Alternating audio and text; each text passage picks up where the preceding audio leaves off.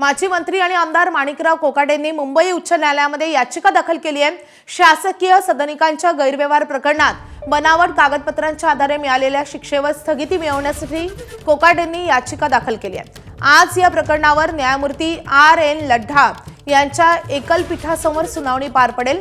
2 वर्षांची शिक्षा झाल्यामुळे कोकाटेंचं मंत्रिपद गेलं असून आमदारकी देखील धोक्यात आली आहे। यामुळे त्यांच्यावर अटकेची टांगती तलवार कायम आहे आणि अशातच आज न्यायालय नेमकं काय निर्णय देतो याकडे सगळ्यांचंच लक्ष असेल।